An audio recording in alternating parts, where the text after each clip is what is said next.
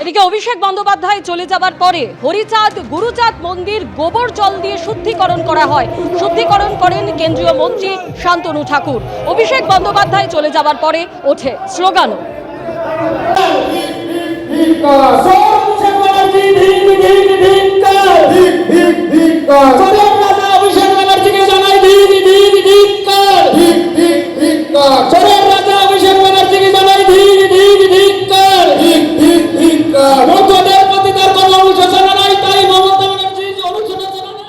আমরা মন্দির ধুয়ে ফেললাম, শুদ্ধিকরণ করলাম মন্দির। রাজনৈতিক বক্তব্যের বিষয় নয়, বিষয় হচ্ছে ক্ষমা যখন চায়নি, এখানে এসেও ক্ষমা যখন চায়নি, মিডিয়াতে সিটিজেনশিপ নিয়ে উল্টোপাল্টা বক্তব্য, সেখানে সাধারণ মতুয়া ভক্তরা মিলে আজকে সবাই মিলে মন্দির ধুয়ে দিলাম, মন্দির পবিত্র করা।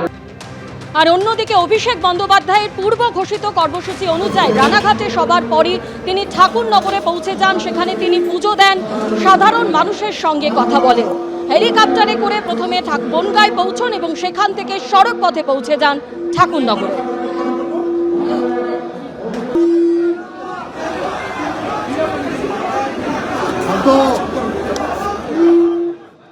পটুয়াদের আবেগ নিয়ে যারা রাজনৈতিকভাবে ব্যবহার করে তাদেরকে বা তাদের সাথে বিশ্বাসঘাতকতা করেছে, পটুয়া ভাইদের কাছে একটা পরিচয়। আমি তাই বলে এসেছি যে প্রধানমন্ত্রী এসে যে কথাগুলো বলে গেছে একটাও কথা রাখেনি। প্রধানমন্ত্রী যে কথাগুলো বলে গেছিল রানাঘাট বা বনগাঁয়ে সভা করতে এসে, ধরুন ওই NH-12 বড়জাগুলিয়া অবধি রাস্তার সম্প্রসারণ থেকে শুরু করে কল্যাণীতে এইমস, যা এখনো পুরোপুরি ফাংশনাল হয়নি, মতুয়া ভাইদের নিঃশর্ত নাগরিকত্ব দেওয়ার কথা, তারা যদি অবৈধ হয় তাহলে আপনিও অবৈধ। আর এখন নাগরিকত্ব করতে গেলে পাসপোর্টের কপি, ভিসার ডিটেলস, হয় নিঃশর্ত নাগরিকত্ব দেবেন, নইলে গদি ছাড়বেন।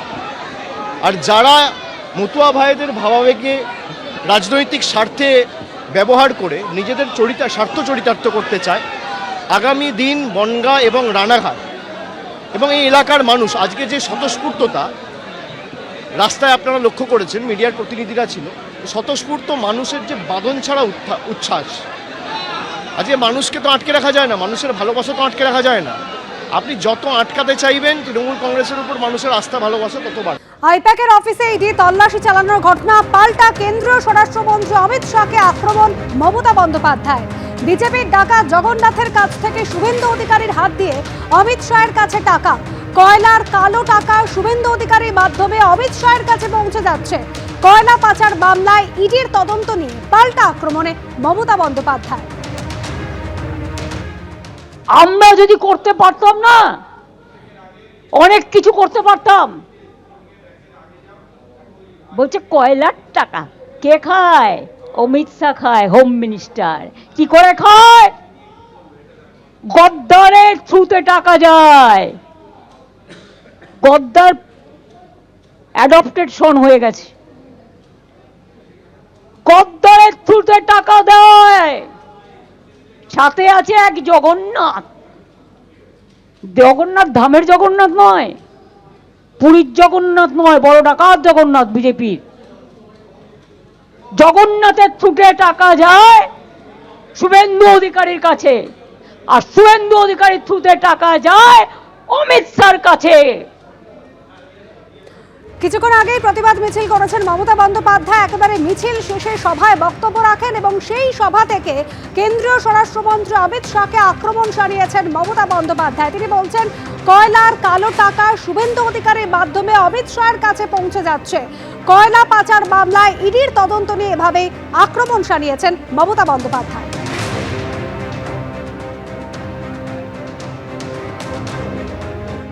অনেক চুরি দেখলাম, বারাসাতে মরে যাওয়া লোকের মর্গে চোখ চুরি দেখলাম, আর কালকে দেখলাম ফাইল চুরি, কালকে দেখলাম ফাইল চুরি, কালকে দেখলাম ফাইল চুরি।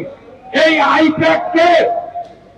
আইপ্যাক হলো একটি কর্পোরেট সংস্থা।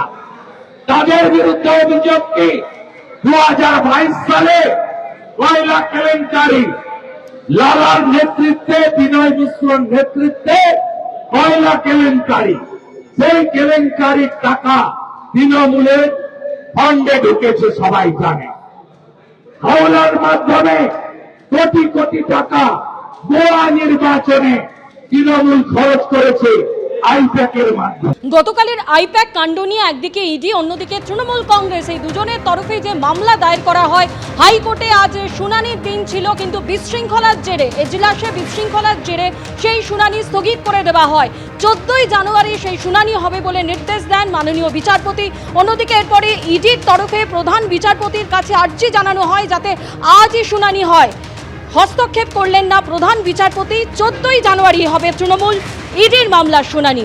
আমাদের প্রতিনিধি সৌভিক মজুমদার এই মুহূর্তে আমাদের সঙ্গে রয়েছেন। প্রধান বিচারপতি হস্তক্ষেপ করলেন না ইডির আবেদনে, কি জানতে পারছো সৌভিক?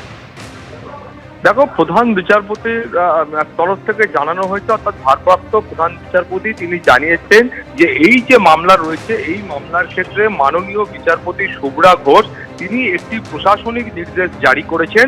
ফলে সেই নির্দেশের ক্রমে এই মামলার শুনানি 14ই জানুয়ারি স্থির করা হয়েছে। ফলে সেই প্রশাসনিক নির্দেশের উপর এই মুহূর্তে হস্তক্ষেপ করার কোনো রকম অবকাশ নেই, বা সেই নির্দেশের উপর হস্তক্ষেপ করার আদৌ কোনো প্রয়োজন রয়েছে বলে মাননীয় ভারপ্রাপ্ত প্রধান বিচারপতি মনে করছেন না। ফলে ইডির তরফে যে আবেদন করা হয়েছিল যে আজই জরুরি ভিত্তিতে শুনানি করা হোক এবং এই মামলা মাননীয় বিচারপতি শুভ্রা ঘোষের এজলাস থেকে সরানো হোক বা বিচারপতি বদল করা হোক, সেই আবেদনের ক্ষেত্রে কোনো রকম হস্তক্ষেপ আজকে মাননীয় ভারপ্রাপ্ত প্রধান বিচারপতি করেনি। ফলে একেবারে নির্ধারিত দিনে অর্থাৎ 14ই জানুয়ারি এই মামলার শুনানি হবে, সেটাই এখনো পর্যন্ত স্থির রয়েছে। তুমি জানো যে এই মামলা ঘিরে আজকে কলকাতা হাইকোর্টের 5 নম্বর এজলাসে বেনজির বিশৃঙ্খলা দেখা যায় এবং এই বিশৃঙ্খলা একটা সময় এমন পর্যায়ে পৌঁছয় যে মাননীয় বিচারপতি শুভ্রা ঘোষ তিনি এজলাস ছেড়ে বেরিয়ে যান এবং তিনি এজলাস ছেড়ে বেরিয়ে যাওয়ার আগে পর্যন্ত তিনি বারবার আইনজীবী এবং অন্যান্য যে সমস্ত ব্যক্তি যারা এজলাসে উপস্থিত ছিলেন, যারা এই মামলার সঙ্গে কোনোভাবে সম্পর্কযুক্ত নন, তাদেরকে তিনি বারবার অনুরোধ করেছিলেন যে এজলাস ছেড়ে দেওয়ার জন্য বা খালি করার জন্য। কারণ মাননীয় বিচারপতি বলেছিলেন যে এইভাবে যদি হই হট্টগোল হয় তাহলে তার পক্ষে এই মামলার বিচার প্রক্রিয়া সুশৃঙ্খলভাবে সংগঠিত করা কার্যত অসম্ভব হয়ে দাঁড়াচ্ছে। কিন্তু তারপরেও যারা সেই সময় এজলাসে উপস্থিত ছিলেন তাদের কারোর মধ্যে কোনো রকম প্রতিক্রিয়া দেখা যায়নি বা সেই ভিড় কমার বিন্দুমাত্র লক্ষণ ছিল না। এরপরে আমরা দেখতে পেয়েছি যে বর্ষিয়ান আইনজীবী এবং তৃণমূল সাংসদ কল্যাণ বন্দ্যোপাধ্যায় যিনি এই মামলার আইনজীবী ছিলেন, তিনিও কিন্তু সেখানে যারা অন্যান্য ব্যক্তিরা উপস্থিত ছিলেন, আইনজীবীরা ছিলেন, প্রত্যেককে অনুরোধ করেন যে এজলাস খালি করার জন্য। যারা ইন্টার্ন ছিলেন তাদেরকে তিনি অনুরোধ করেন এজলাস খালি করার জন্য, কিন্তু তার কথাতেও কিন্তু কোনো কাজ হয়নি। কেউ এজলাস ছেড়ে বেরোননি, 2-1 বেরোবার চেষ্টা করেছিলেন, কিন্তু একেবারে ভিড়ের চাপে সেই সময় এজলাসের ভেতরে কার্যত কিন্তু অন্য জায়গায় যাওয়ার কোনো অপশন বা বিকল্পও কিন্তু ছিল না। ফলে তারপরেই আমরা দেখতে পাই মাননীয় বিচারপতি শুভ্রা ঘোষ তিনি এজলাস ছেড়ে বেরিয়ে যান এবং তিনি একটি প্রশাসনিক নির্দেশ দেন যে মামলার শুনানি 14ই জানুয়ারি পর্যন্ত মুলতবি করা হচ্ছে, ওদিনকে পরবর্তী শুনানি।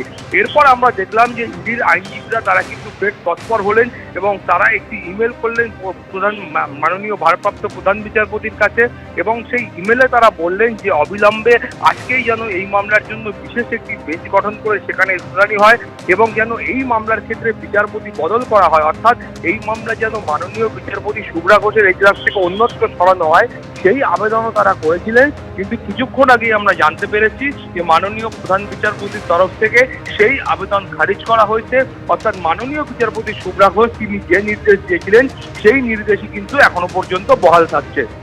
ধন্যবাদ সৌভিক।